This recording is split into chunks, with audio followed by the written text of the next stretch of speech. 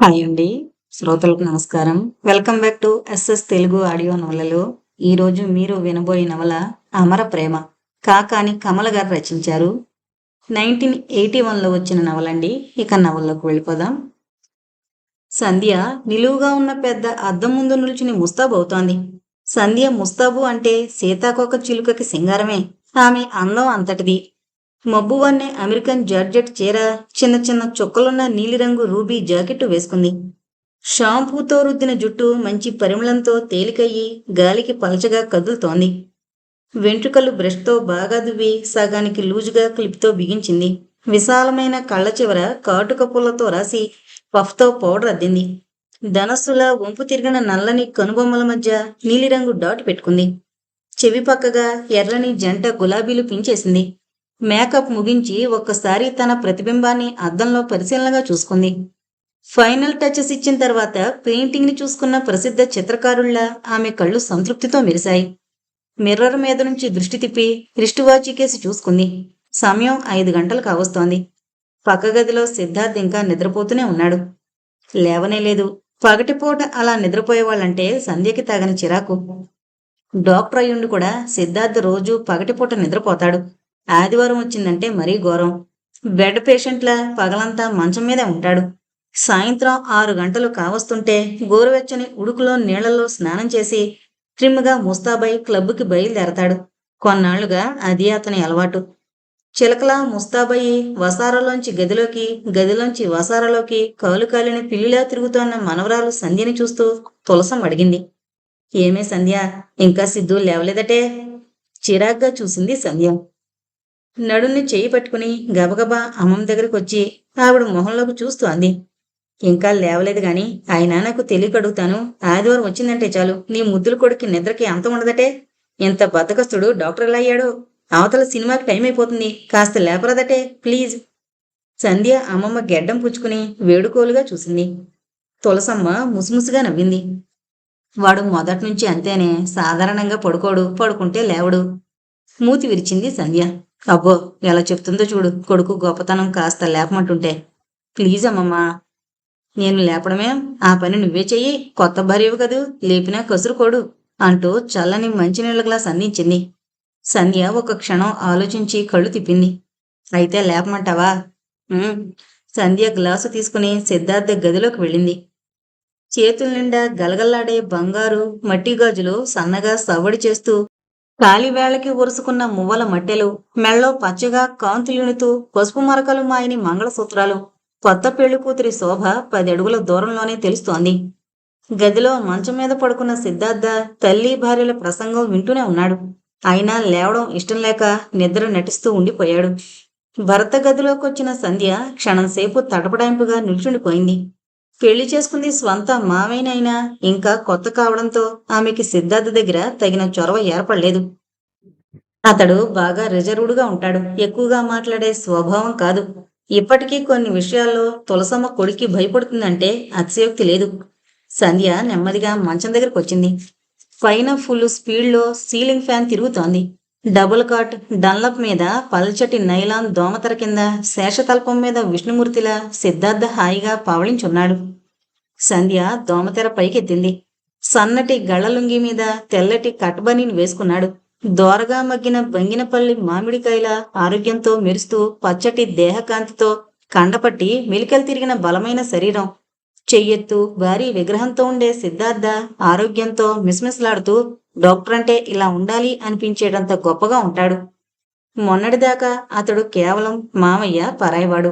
కానీ ఇప్పుడు తన భర్త.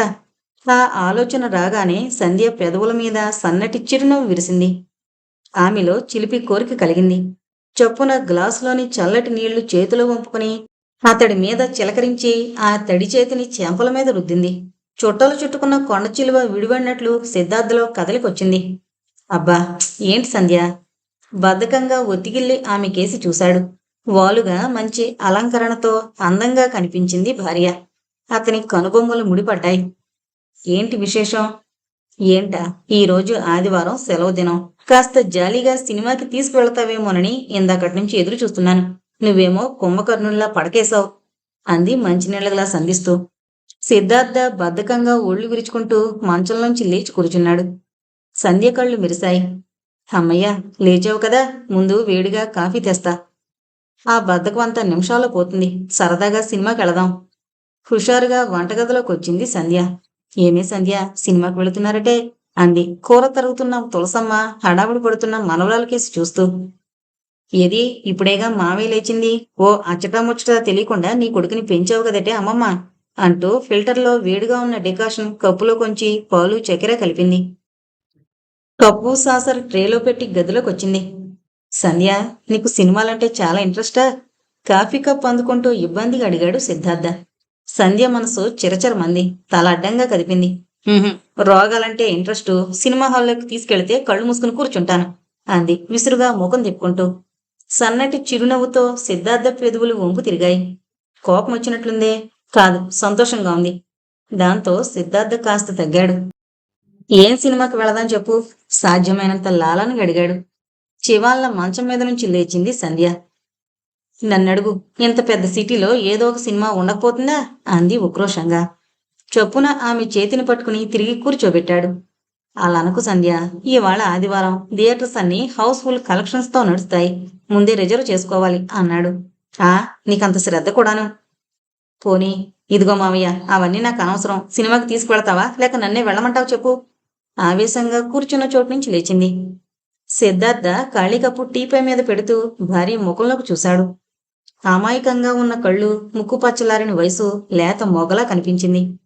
సరే, నీ ఇష్టం, వెళదాం పద అంటూ తెచ్చిపెట్టుకున్న హుషారుతో మంచం దిగాడు. పగ్గం తెంచుకున్న తీగల సంధ్యలో సంతోషం పరవళ్ళు తొక్కింది. శబ్దమయ్యేలా రెండు చేతులు జోడించింది. అబ్బా, దేవుడు వరం కురిపించాడు. సిద్ధార్థ నవ్వుతో ముఖం తిప్పుకున్నాడు. బాత్రూంలో అన్నీ సిద్ధంగా ఉంచాను, వెళ్ళు, ఈలోగా బట్టలు తీసి ఉంచుతాను అంటూ అతని బట్టల బీరువా తెరిచింది.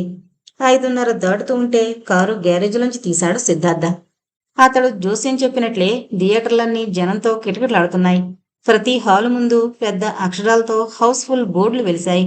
3 హాల్స్ తిరిగాక ఆఖరికి హిందీ పిక్చర్కి బ్లాక్లో టికెట్లు దొరికాయి. అమితాబ్ హీరో. అసంఖ్యాకంగా మోటార్ వాహనాలు పార్క్ చేస్తున్నాయి. రష్ విపరీతంగా ఉంది. అందర్నీ దాటుకుని ఎలాగో లోపలికి రాగలిగారు. సంధ్య, నీకు అమితాబ్ అంటే ఇష్టమేనా అన్నాడు. బలవంతపు బ్రాహ్మణార్థానికి వచ్చినట్లు ఏమాత్రం ఆసక్తి లేకుండా ఉన్న భర్తని చూస్తే సంధ్యకి కోపం నెతికెక్కింది. లేదు, అసరాని అంటే ఇష్టం అంది అక్కసుగా. ఇప్పుడు నేను ఏమన్నానని అన్నాడు గుంబనంగా నవ్వుతూ. ఈసరికి కాస్త ఆట మొదలై ఉంటుంది అనుకుంది సంధ్య. ఏమాత్రం ఉత్సాహం లేకుండా ఉన్న భర్తని ఓరకంట గమనిస్తూ హాల్లోకి నడిచింది. ఆట మధ్యలో 3 సార్లు బయటికి వెళ్ళాడు సిద్ధార్థ సిగరెట్ తాగడం కోసం. ఇంటర్వెల్లో కూల్ డ్రింక్ పంపించాడు. అట్లా పరాయి వాళ్ళ పంపకపోతే తనే పట్టించుకుని రాకూడదు. ఇద్దరూ కలిసొచ్చింది ఎందుకు? ఎంజాయ్ చేయడానికి కాదు. ఏం మనిషో అనుకుంది నిరసనగా. నిర్లిప్తంగా కూర్చుని సినిమా చూస్తున్న భర్తని చూస్తుంటే సంధ్యలో ఎక్కడలేని నిరాశ చోటు చేసుకుంది. కొత్తగా పెళ్ళైన జంట కొత్తగా సినిమాకొచ్చారు, ఇలాగైనా ఉండేది? మొక్కుబడి తీర్చుకున్నట్లుగా ఉన్న సిద్ధార్థ ప్రవర్తన చూస్తుంటే సంధ్యలో ఎంతో నిస్పృహ చోటు చేసుకుంది. ఇంకెప్పుడు సినిమాకి తీసుకువెళ్ళమని అతను నడకూడదు అన్నంత వ్యక్తి కలిగింది ఆ క్షణంలో. మామయ్య బాగా రిజర్వ్డ్ మ్యాన్, మూడీ ఫెలో అని తెలుసు. కానీ మరి అంత చిన్న చిన్న సరదాలు కూడా లేని బుద్ధుడు అని మాత్రం అనుకోలేదు. దూరపు కొండలు నునుపు అంటారు. ఇటువంటి మనిషినా నేను కోరి పెళ్లి చేసుకుంది అనిపించింది. ఎందుకో ఆమె కూడా సినిమా సంతృప్తిగా చూడలేకపోయింది. ఇంటికొచ్చాక సినిమాకి వెళ్ళామన్న ఆనందం కంటే అశాంతి ఎక్కువ వేధించింది. భోంచేశాక రాత్రి 10 గంటలు కావస్తుంటే ఇప్పుడే వస్తానని సిద్ధార్థ చెప్పులేసుకుని వాకింగ్కి వెళ్ళాడు. అతడు తిరిగొచ్చేసరికి సంధ్య మంచి నిద్రలో ఉంది. సంధ్యకి సిద్ధార్థతో వివాహం ఈ మధ్యనే జరిగింది. కాళ్లపారాణి ఆరకుండానే అత్తింటికి కాపురానికి వచ్చింది. అత్తిల్లు అంటే పెద్దగా ఆర్భాటం అంటూ ఏమీ లేదు. సంధ్య మేనమామనే పెళ్లి చేసుకుంది. అమ్మమ్మే అత్తగారు. సిద్ధార్థ చదువుకుంది, స్థిరపడింది అంతా హైదరాబాద్ నగరంలోనే. సిటీకి సెంటర్లో ఆధునిక సౌకర్యాలతో అందమైన బంగళా, చుట్టూరా అందమైన గార్డెను. అచిరకాలంలోనే బాగా పలుకుబడి మంచి ప్రాక్టీసు సంపాదించుకుని డాక్టర్గా నిలదొక్కున్నాడు. 4 అక్కా చెల్లెల మధ్య ఒక్కడే మగబిడ్డ కావడంతో కావలసినంత అపురూపం. వెనక ఆస్తి అంతస్తులకు కూడా ఏమాత్రం లోటు లేదు. తండ్రి పోయాక తల్లితో కలిసి ఆ బంగ్లాలో దాదాపు 15 సంవత్సరాలుగా ఉంటున్నాడు. సంధ్య సిద్ధార్థకి చిన్నక కూతురు. ఇద్దరికీ మధ్య 13 ఏళ్ల వారుంది. అయినా సిద్ధార్థకి పరాయి పిల్లతో పెళ్లి చేయడం ఇష్టం లేక తులసమ్మ పట్టుదలతో పెద్దలంతా ఈ పెళ్లి చేశారు. సంధ్య తండ్రి శ్రీనివాసరావు గారు ఉద్యోగరీత్యా 5 సంవత్సరాలకు ఒకసారి ఊళ్ళు తిరుగుతూ ఉంటాడు. ప్రస్తుతం కాకినాడలో ఆయన నివాసం. సంధ్య కాలేజీ చదువంతా అక్కడే గడిచింది. సంధ్య పుట్టగానే సిద్ధుకి భార్య పుట్టింది అన్నారు ఆకలంతా. తులసమ్మ మురిపెంగా నవ్వుకుంది. దానికి తగినట్లుగానే సంధ్య కూడా మామయ్య అంటే తగని అనురాగం, అమితమైన ఆపేక్ష. ఆమె వయసు పెరుగుతున్న కొద్దీ మామయ్య మీద అభిమానం కూడా అలాగే పెరిగింది. కాలేజీకి సెలవులు దొరికినప్పుడల్లా తల్లితో కలిసి హైదరాబాద్కు వచ్చేది. ఎత్తుగా బలంగా చెక్కిన గ్రీకు శిల్పంలా ఉంటాడు సిద్ధార్థ. చేతి మీద కోటు పడేసుకుని భుజాన స్టెత్తుతో అతడు హుందాగా నడిచి వెళుతుంటే సంధ్యకి గొప్ప ఆరాధనాభావం జనించేది. అతని నడక, ఎత్తు, పర్సనాలిటీ చూస్తుంటే కొన్ని యాంగిల్స్లో హిందీ హీరోలు స్ఫురణకొచ్చేవారు సంధ్యకి. మామయ్య, నువ్వు అచ్చం వినోద్ ఖన్నాలా ఉంటావు, సినిమాల్లో చేరరాదు అనేది కొంటిగా. ఆమె బోళాతనానికి చిరునవ్వుతో జవాబు చెప్పేవాడు సిద్ధార్థ. మీ కాలేజీ అమ్మాయిలకి సినిమా హీరోలంటే బాగా క్రేజ్ అనుకుంటానే అనేవాడు ఎగతాళిగా నవ్వుతూ. సిద్ధార్థ క్రమంగా సంధ్య హృదయంలో గాఢంగా ముద్ర పడిపోయాడు. పెళ్లి, భర్త అన్న విషయాలు జ్ఞాపకం రాగానే ఆమెకి సిద్ధార్థ మనసులోకొస్తాడు. కాలేజీల్లో చదువుకున్నన్ని రోజులు అతడి గురించే కలలు కనేది. ఫ్రెండ్స్ అందరి దగ్గర మావయ్య గురించి గొప్పలు చెప్పుకునేది. మన సంధ్యకి రెడీమేడ్ హస్బెండ్ ఉన్నాడే, అది లక్కీ ఫెలో అనేవారు స్నేహితులు. సిద్ధార్థ జ్ఞాపకొచ్చినప్పుడల్లా ఆమెకి చాలా గర్వం అనిపించేది. అతన్ని గురించిన ఆలోచనలు ఆమెలో తీయని అనుభూతులు రగిల్చేవి. భగవంతుడు నాకు ఒక అపరూపమైన వరం ఇచ్చాడు అనుకునేది తృప్తిగా. సంధ్య బిఏ పూర్తి కాగానే తల్లి, అక్కలు మంతనాలు జరిపి ఇద్దరికీ పెళ్లి చేశారు. వెంటనే కాపురానికి వచ్చేసింది సంధ్య. తులసమ్మకి అంత పెద్దింట్లో పగలంతా ఒంటరిగా ఉండాలంటే బొత్తిగా కాలం గడవదు. సిద్ధార్థ ఇంట్లో ఉండేది తక్కువ. అందుకే సంధ్యని వెంటనే రప్పించుకుంది. కోడలు పచ్చగా ఇంట్లో తిరుగుతూ ఉంటే చూడాలని ఆవిడ తాపత్రయం. కోరుకున్న వ్యక్తితో జీవితాన్ని పంచుకునే అదృష్టం గొప్ప అపరూపమైన వరం, అనిర్వచనీయమైన అనుభూతి. సంధ్య కోటి కోరికలతో కాపురానికి వచ్చింది. రైలు దిగ్గానే ఆమెకి గొప్ప ఆశాభంగం కలిగింది. సిద్ధార్థ కారు తీసుకుని స్వయంగా స్టేషన్కి వస్తాడని ఆశించింది సంధ్య. కానీ అతడు డ్యూటీ ప్రకారం హాస్పిటల్కి వెళ్లి అటునుంచి డ్రైవర్ చేత స్టేషన్కి కారు పంపించాడు. సంధ్యకి మొట్టమొదటి ఆశాభంగం అది. వాడికి అర్జెంటు కేసులేమైనా ఉన్నాయేమో అంటూ శారద తమ్ముణ్ణి సమర్థించుకుంది. కానీ అంచేతో సంధ్య మాత్రం అలా అనుకోలేకపోయింది. పెళ్లి కాకముందు ఇటువంటి చిన్న చిన్న విషయాలకి సంధ్య పెద్దగా బాధపడింది లేదు. కానీ ఇప్పటి సంగతి వేరు కదా. సిద్ధార్థ ప్రవర్తన సంధ్యకి తెలియంది కాదు. చిన్నప్పటి నుంచి కూడా సంధ్యకి మామయ్య దగ్గర కంటే అమ్మమ్మ దగ్గరే స్వతంత్రం ఎక్కువ. అందుకు కారణం సిద్ధార్థ బాగా రిజర్వుడు. సంధ్య 4 మాట్లాడితే అతడు ఒకటి జవాబు చెప్తాడు. హైదరాబాద్ సెలవులకు వచ్చినప్పుడంతా సంధ్యకి కాలక్షేపం బాగానే అయ్యేది. ఎలాగో ఇరుగు పొరుగు ఫ్రెండ్స్ని తయారు చేసుకుని సిటీ అంతా తిరిగేది. కానీ మామయ్యతో సన్నిహితత్వం ఎక్కువగా పెరగలేదు. కాదు, అతను పెంచలేదు. సంధ్య ఎంత కవ్వించి నవ్వించినా చాలా దూరంగా ఉండేవాడు. సినిమాకో షికారుకో తీసుకువెళ్ళమని అడిగితే, ప్లీజ్ నాకు కుదరదు సంధ్య, ఏమీ అనుకోకు, హాస్పిటల్ నుంచి కారు పంపుతాను, మీరు వెళ్ళండి అనేవాడు. ఇంకా అతన్ని తర్కించడం సభ్యత కాదని మిన్నకుండేది సంధ్య. ఇప్పుడు కాదు, ఆఫ్టర్ మ్యారేజ్ ఆ మాటను చెప్తాను అనుకునేది మనసులో మురిపెంగా. సిద్ధార్థ ఉదయం 8 గంటలకి హాస్పిటల్కి వెళ్ళి మధ్యాహ్నం 12 గంటలకి కాస్త అటు ఇటుగా ఇంటికొస్తాడు. భోంచేసి కాసేపు పేపర్ చదువుతాడు. ఓ గంట పడుకుని మళ్ళీ సాయంత్రం 4 గంటలకి కాఫీ టిఫిన్ చేసి హాస్పిటల్కి వెళతాడు. తిరిగి రాత్రి 9 గంటల తర్వాతే రావడం. క్రమం తప్పకుండా ప్రతిరోజు జరిగే అతని దినచర్యది. ప్రైవేటు ప్రాక్టీస్ కావడం చేత బాధ్యతలు ఎక్కువ. ఆదివారం మాత్రం ఉదయం 2 గంటలు ప్రాక్టీస్ చూసుకుంటాడు. సాయంత్రం వెళ్ళడు. ఆ రోజంతా విశ్రాంతే. సంధ్య కాపురానికి వచ్చిన తర్వాత 3వ ఆదివారం అది. మొదటి వారం చుట్టాలు, 2వ వారం ఫ్రెండ్స్తో గడిచిపోయింది. 3వ వారమైనా భర్త తనని సరదాగా బయటికి తీసుకువెళతాడేమోనని ఎదురు చూసింది సంధ్య. కానీ సిద్ధార్థ ధోరణి అందుకు పూర్తి విరుద్ధంగా ఉండడంతో ఆఖరికి ఆమె తనకి తాను సినిమా ప్రపోజల్ తీసింది. కానీ సినిమా హాల్లో అతడి ప్రవర్తన, దారి పొడుగున అతడి నిర్లిప్తత సంధ్యకి పూర్తి ఆశాభంగం అనిపించింది. హృదయానికి ఎక్కడో కనిపించని గాయం తగిలినట్టు బాధ కలిగింది. ఎంత ప్రొఫెషన్ అయితే మాత్రం కొత్తగా వివాహమైన జంట ఇలాగైనా ఉండేది? నేను కోరుకుంది ఇలాంటి భర్తనా, ఇలాంటి జీవితాన్నా? కాదు కాదు అనుకుంది వేదనగా. సిద్ధార్థ సంధ్యతో సరదాగా సరసంగా ఉండడు. చిలిపిగా చిరునవ్వులతో ప్రవర్తించాడు. అతనికి డబ్బు లోటు లేదు. హనీమూన్ ట్రిప్ లేకపోయినా కొత్త భార్యకి చిన్న చిన్న సరదాలు, సరాగాలు చెవి చూపించాలన్న మోజు కూడా ఉన్నట్టు కనిపించదు. యాంత్రికంగా ఉంటాడు. ఏదో భార్య అంటే భార్య అన్నట్లే ఉంది అతని ధోరణి తప్పించి సంధ్య కోరుకున్న పుష్కలమైన అనురాగం, ఆప్యాయత అతనిలో లుప్తం. అర్ధరాత్రి ఎప్పుడో అపురూపంగా భార్యని దగ్గరగా తీసుకుంటాడు అంతే. కాలేజీలో చదువుకుని ఫ్రెండ్స్తో రోజుకొక సినిమా, షికార్లు, పిక్నిక్ పార్టీలు చవిచూసి స్టూడెంట్ లైఫ్ని స్వేచ్ఛావేగంగా ఎంజాయ్ చేసిన ఆధునిక యువతి సంధ్యకి ప్రేమించిన మావయ్యతో జీవితం కోరుకున్నంతగా రుచించలేదు. మెడిసిన్ చదివిన ఒక యువకునికి అటువంటి సరదాలు తెలియవు అనుకునేందుకు సంధ్య అంతరాత్మ ఒప్పుకోలేదు. ఎక్కడో ఏదో లోపం జరిగింది అనిపించసాగింది. కాపురానికొచ్చిన 10 రోజుల్లోనే ఆమె మనసులో కాస్త వెలితి చోటు చేసుకుంది. తమ దాంపత్య జీవితంలో ఏదో లోటు కొట్టొచ్చినట్లు కనిపించసాగింది ఆమెకి. సంధ్య, ఈ రోజు నీకోసం తొందరగా హాస్పిటల్ వదిలి వచ్చేశాను. సంధ్య డియర్, ఈ పూలు నీకోసం అంటూ అతడు ఒక్కరోజు కూడా మనసారా హుషారుగా ప్రవర్తించలేదు. పోనీ బయటికి షికార్లు తిప్పే సరదాలు సరాగాలు లేకపోయినా ఇంట్లో ఉన్న కాసేపైనా సంధ్యకి తగినంత సన్నిహితంగా రావడం లేదు. మనసుకి దగ్గరగా ప్రవర్తించడం లేదు. ఆ కారణంగా సంధ్య మనసులో అశాంతి మరింత ఎక్కువైంది. చిక్కగా మరిగిన పాలకుండలో మేగడ చెట్టు మీద పలచగా దుమ్మురాలినట్లు సంధ్య నిర్మలమైన స్వచ్ఛమైన హృదయంలో అసంతృప్తి చోటు చేసుకోసాగింది.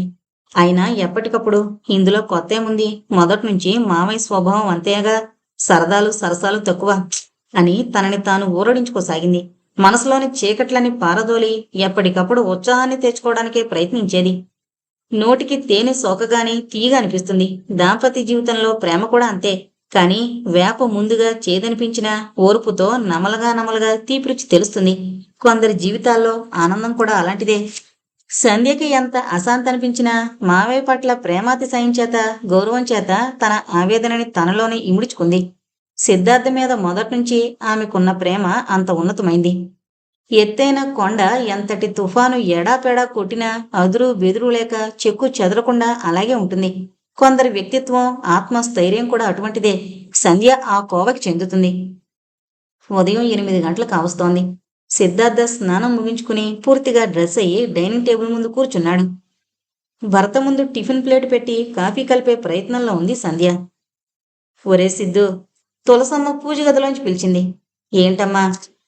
10 గంటల ప్రాంతంలో కారు ఒకసారి పంపరా. రాధాకృష్ణయ్య గారింటికి వెళ్ళి రావాలి. సంధ్య వచ్చాక ఒకసారి రమ్మని మరీ మరీ చెప్పారు. పాపం వరలక్ష్మమ్మ మరీ బొత్తిగా మంచం మీద నుంచి లేవలేకుండా ఉందట పరిస్థితి అంది పూజ మీద నుంచి లేచి యువతలకొస్తూ. ఆ మాటతో సిద్ధార్థ వదనం క్షణంలో అప్రసన్నంగా మారిపోయింది. అలాగే పంపుతాలే, కాని అమ్మా, కొత్త కోళ్లంటూ ఊరంతా తిప్పాలా నీ చాదస్తంగాని అన్నాడు కాస్త విసుగ్గా. తులసమ్మ బొగ్గలు నొక్కుంది. అయ్యో, అదేం మాట్రా, నీ పెళ్ళాన్ని వాళ్ళంతా కొరుకు తింటారా? అబ్బా, అది కాదులేవే, చిరాకు పడ్డాడు. మరింకేంటి, ఇంతకీ కారు పంపుతావా పంపవా? పంపుతాలే, ఊరంతా తిరకు, 1 గంటకల్లా మళ్ళీ కారు తిప్పి పంపండి అన్నాడు. నాకు ఆ మాత్రం తెలియదనుకున్నావా? మరీ అంత చోద్యంగా మాట్లాడుతావేంరా అని సణుగుతూ తిరిగి పూజలో పడింది. సన్నగా మునిపంట పెదవి నములుతూ నిల్చుండిపోయింది సంధ్య. ఆ తల్లి కొడుకుల సంభాషణ వింటుంటే సంధ్యకి నవ్వు కోపము రెండూ వచ్చాయి. అమ్మ పెట్టదు, అడుక్కు తిననివ్వదు అన్నట్లు అతడు సరదాగా 4 చోట్లకి తీసుకువెళ్ళు. తల్లి తీసుకువెళతానంటే అభ్యంతరంగా మాట్లాడతాడు. ఏంటో ఈ మనిషి. సంధ్య, సిద్ధార్థ పిలుస్తుంటే ఆలోచనలు మాని తల తిప్పి చూసింది. ఏంటి? కాఫీ గదిలోకి తెచ్చిపెట్టు అంటూ టేబుల్ ముందు నుంచి లేచాడు. వేడి పాలల్లో చక్కెర కలిపి ఫిల్టర్ డికాషన్ వేసి కప్పు సాసరతో అతని వెనకే నడిచింది సంధ్య. సిద్ధార్థ బీరువా తెరిచి కొంత డబ్బు తీసి భార్య చేతికిచ్చాడు. ఈ డబ్బు నీ దగ్గరుంచుకో సంధ్య, నీకేమైనా అవసరాలుంటాయిగా, వాడుకో. ఇక నుంచి ప్రతి నెల నీకు ప్రత్యేకం కొంత పాకెట్ మనీ ఉంటుంది అన్నాడు చిరునవ్వు చిందిస్తూ ఆదరణ నిండిన స్వరంతో. అతని సహృదయతకి సంధ్యకి చాలా సంతోషం అనిపించింది. పోనీ ఈ మాత్రం అభిమానమైనా ఉంది అనుకుంది. మధ్యాహ్నం అప్పుడు నేను రావడం కాస్త ఆలస్యం అవుతూ ఉంటుంది. నీకు ఆకలిస్తే భోంచేయ్ రోజు కూడా అన్నాడు. అలాగే అన్నట్లు తలూపింది సంధ్య. బాయ్ అంటూ సన్నగా నవ్వి చేతి మీద కోటు వేసుకుని బూట్లు శబ్దమయ్యేలా నడుస్తూ కారు దగ్గరికి వెళ్ళాడు. కారు తుడుస్తున్న పనికుర్రాడు దాసు వినయంగా లేచి గేటు బార్లా తెరిచాడు. సిద్ధార్థ కారు కనుమరుగయ్యేదాకా గ్రిల్కి ఆనుకొని అలాగే చూస్తూ నిల్చుంది సంధ్య. తులసమ్మ పూజ కాగానే అత్తాకోడలిద్దరూ టిఫిన్ తిని పనులు తెమల్చుకుని ముస్తాబయ్యారు. తులసమ్మకి బంధుమిత్రులన్నా పూర్వపు సాంప్రదాయాలన్నా ఆపేక్ష ఎక్కువ. ఎప్పుడూ 10 మంది తమింటికి రావాలని, తాము 10 మందింటికి వెళ్లి మంచితనంగా ఉండాలని ఆవిడ తాపత్రయం. కాని సిద్ధార్థ అందుకు పూర్తి విరుద్ధం. సంధ్య బీరువా తెరిచి నైలాక్సు చీర తీస్తుంటే, వద్దే అమ్మాయి, పొడి చీర కట్టుకో అంది తులసమ్మ. పెద్ద పెద్ద జరీ పువ్వులతో బోర్డర్ లేకుండా ఉన్న వంగపండు రంగు పట్టుచీర, అదే రంగు జాకెట్టు వేసుకుంది సంధ్య. ముత్యాల సెట్టు అలంకరించుకుంది. అద్దం ముందు నిల్చుంటే తన అందం తనకే ప్రశంసగా కనిపించింది. కాని ఎంత అందంగా అలంకరించుకుని చిలిపిగా కవ్వించినా చూసి చూడనట్లు నిర్లిప్తంగా ఉండే మావయ్య జ్ఞాపకం వచ్చాడు. గాఢంగా వెలువడే నిట్టూర్పు ఆపుకుంది సంధ్య. 10 గంటల ప్రాంతంలో కారొచ్చింది. దాసుకి ఇల్లప్పగించి లాయర్ రాధాకృష్ణ గారింటికి బయలుదేరారు. దూరపు బంధుత్వం కంటే కూడా ఆయన తల్లి వరలక్ష్మమ్మ గారికి తులసమ్మకి మధ్య చాలా ఏళ్లుగా మంచి స్నేహం ఉంది. ఈ మధ్య వరలక్ష్మమ్మ బొత్తిగా మంచం దిగలేకపోతోంది. అందుకే కోడల్ని చూపించడానికి తులసమ్మే బయలుదేరింది. వీళ్లు వెళ్లేసరికి లాయర్ గారు ఇంట్లో లేరు. పిల్లలంతా కాలేజీకి వెళ్లారు. రాధాకృష్ణ గారి భార్య శకుంతల ఆదరంగా స్వాగతం చెప్పింది. ఆవిడికి దాదాపు 35 ఏళ్ల వయసు ఉంటుంది. మనిషి పొందిగ్గా ఉంది. ప్రశాంతంగా నిర్మలమైన వదనంతో చూడగానే మహా ఇల్లాలు అనిపించింది సంధ్యకి. కొత్త కోళ్ళ అంటూ సంధ్యని ప్రేమగా పరామర్శించింది. వరలక్ష్మమ్మ ఉన్న గదిలోనే అంతా కూర్చున్నారు. పలకరింపులయ్యాక, ఆ అమ్మాయి సంధ్య, మా ఇల్లు చూద్దుగాన్రా అంది శకుంతల. సంధ్య లేచి ఆవిడ వెంట లోనికి వెళ్ళింది. తులసమ్మ, వరలక్ష్మమ్మ మాటల్లో పడ్డారు. సంధ్య వాళ్ళిల్లు, పెరటి తోట అంతా చూసేసరికి 15 గంట పట్టింది. అమ్మాయి, నువ్వు వెళ్ళి ఆ గదిలో వాళ్ళ దగ్గర కూర్చోమ్మా, నేను కాఫీ టిఫిన్ పట్టించుకుని వస్తాను అంది శకుంతల. ఇప్పుడు ఎందుకండి, మేము తీసుకుని వచ్చాం అంది ఇబ్బందిగా సంధ్య. మరేం పర్వాలేదులే, కొత్త కోడలివి, మా ఇంటికి మొదటిసారిగా వచ్చావు, ఆ మాత్రం చెయ్యొద్దు అంటూ సరసంగా నవ్వింది ఆవిడ. ఆ పైన తర్కించలేదు సంధ్య. పిల్లల్లో పిల్లగా, పెద్దల్లో పెద్దగా ఉంటుంది ఈవిడ అనిపించింది సంధ్యకి. హాలు దాటి గదిలోకి రాబోయిన సంధ్య చొప్పున కాలికి సంకెళ్ళు పడినట్లు గడపలోనే ఆగిపోయింది. గదిలో మంచంలో ముడుచుకుని కూర్చున్న వరలక్ష్మమ్మ అంటోంది, పోనీలే తులసి, నీ కొడుకు ఎప్పటికైనా ఓ దారికొచ్చాడు, అంతే చాలు. ఇంక అన్నీ నీ కోళ్లే చూసుకుంటుందిలే, దిగులు పడకు. మళ్ళీ ఈ రోజుల్లో మనమని ఎత్తుకుందువు గాని. ఆ ఆశతోనే 30 తిప్పలు పడి ఈ పెళ్లి చేశాను. వాడు మనుషుల్లో పడితే అంతే చాలు అంది తులసమ్మ గొంతు. సంధ్య అయోమయంతో నిశ్చేష్టురాలైంది. ఆమెకి క్షణంసేపు మెదడు స్తంభించినట్లు కనిపించి ఉక్కిరిబిక్కిరైంది. ఏంటి ఏంటి వీళ్ళు మాట్లాడుకోంది, ఎవరి గురించి? అట్లా సర్పదృష్టిలా ఎంతసేపు నిల్చుండిపోయిందో ఆమెకే తెలీదు. కొద్ది క్షణాల తర్వాత పక్కనే అలికిడి కావడంతో చప్పున తేరుకుని గదిలోకొచ్చింది. సంధ్య ప్రవేశంతో ముసలమ్మలిద్దరూ సంభాషణ మార్చేశారు. ఇల్లంతా చూసావటే సంధ్య అడిగింది తులసమ్మ. ఆ అంది ముభావంగా సంధ్య.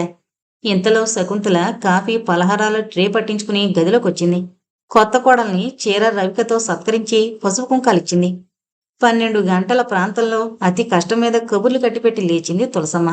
అమ్మగారు, ఇప్పటికే ఆలస్యమైంది, హాస్పిటల్కి వెళ్ళి అట్నుంచే అంతా ఇంటికి వెళదాం అన్నాడు డ్రైవర్. హాస్పిటల్ ముందు కారాపి దిగుతారా అని అడిగాడు. వద్దులే, ఆయన పిలు అంది సంధ్య. ఆ పరిసరాలన్నీ సంధ్యకి సుపరిచితాలే. పెళ్లి కాకముందు చాలాసార్లు వచ్చింది. డ్రైవర్ లోపలికి వెళ్ళాడు. నువ్వు దిగరాదటే అమ్మాయి అంది తులసమ్మ. వద్దులేమ్మమ్మ, ఇదివరకు చాలాసార్లు చూసా కదా అంది అన్యమనస్కంగా సంధ్య. ఆమె మనసులో ఇందాక విన్న ప్రసంగమే కదులుతోంది. అమ్మమ్మ అలా ఎందుకు మాట్లాడింది? ఆవిని అడగాల వద్దా? అడిగినా నిజం చెప్తుందా చెప్పదా అన్న సందేహమే తర్జనభర్జనవుతోంది. ఇంతలో బ్రీఫ్ కేస్ చేతపట్టుకుని సిద్ధార్థ కారు దగ్గరకొచ్చాడు. వెనకాల డ్రైవర్ కోటు తెచ్చి సీటు మీద వేశాడు. అంతా కలిసి 10 నిమిషాల్లో ఇంటికొచ్చారు. ఆ రోజల్లా సంధ్య మనసులో లేదు. మనసు చుట్టూ ఒకే ఆలోచన జోరీగలా రొదపెట్టసాగింది. పోనీలే తులసమ్మ, నీ కొడుకు ఎప్పటికైనా ఒక దారికొచ్చాడు. ఇంకన్నీ నీ కోళ్లే చూసుకుంటుంది. మళ్ళీ ఈ రోజుల్లో మనవణ్ణి ఎత్తుకుంటావులే, దిగులు పడకు. ఆ ఆశతోనే 30 తిప్పలు పడి ఈ పెళ్లి చేశాను. వాడు మనుషుల్లో పడితే నాకంతే చాలు. సంధ్య అసహనంగా తల విదిల్చుకుంది. అమ్మమ్మ 30 తిప్పలు పడి మావయ్యకి తనకి పెళ్లి చేసిందా? అయితే మావయ్యకి ఈ పెళ్లిష్టం లేదా? అతని నిర్లిప్త ప్రవర్తనకి కారణం అదేనా? మావయ్యకి ఎందుకు ఈ పెళ్లిష్టం లేదు? అసలు పెళ్ళే ఇష్టం లేదా? లేక వేరే ఎవరినైనా లవ్? అంతే, సంధ్య ఆలోచనలు అక్కడితో ఆగిపోయాయి. ఇంకా ఆ పైన ఏమాత్రం ఆలోచనలొచ్చినా సహించలేనంత వేదనతో గట్టిగా 2 చేతుల మధ్య తల పట్టుకుంది. ఆలోచించిన కొద్దీ ఇంకా గుండె ఆగిపోతుందేమో అన్నంత ఆవేశం వచ్చింది. నిజానికి వాస్తవిక జీవితంలో కొన్ని నిజాలు తెలియకపోతేనే మంచిది, తెలిస్తే భరాయించడం కష్టం. సంధ్యకి ఆ రోజు తాను విన్న సంభాషణకి సిద్ధార్థ ప్రవర్తనకి పోల్చుకుంటే సమన్వయం కుదిరింది. అందుకే ఎంత ఊరడించుకున్నా, ఎన్ని విధాలుగా తనని తాను సముదాయించుకున్నా ఆమె మనసులో దిగులు కనిపించని చీకట్లు పేరుకోసాగాయి. ఆదిలోనే హంసపాదు అన్నట్లు కాపురానికొచ్చిన తొలి రోజుల్లోనే మబ్బు కమ్మిన చందమామలయింది ఆమె హృదయం. అది మొదలు. సంధ్యలో ఆనందం, ఉత్సాహం క్రమంగా అంతరించి ఆ స్థానంలో నిరాశ, నిర్లిప్తత చోటు చేసుకోసాగాయి. సిద్ధార్థని చూస్తుంటే ఎంత అనురాగం అనిపించినా వెనకట్ల చిలిపితనంతో స్వతంత్రంగా వ్యవహరించలేకపోతోంది. అంతరాంతరాల్లో ఇది అని అంతు తెలియని వ్యధ కారుచిచ్చులా ఆమెని దహించసాగింది. ఆమె హృదయాకాశం నిండా కనిపించని కారుమబ్బులు.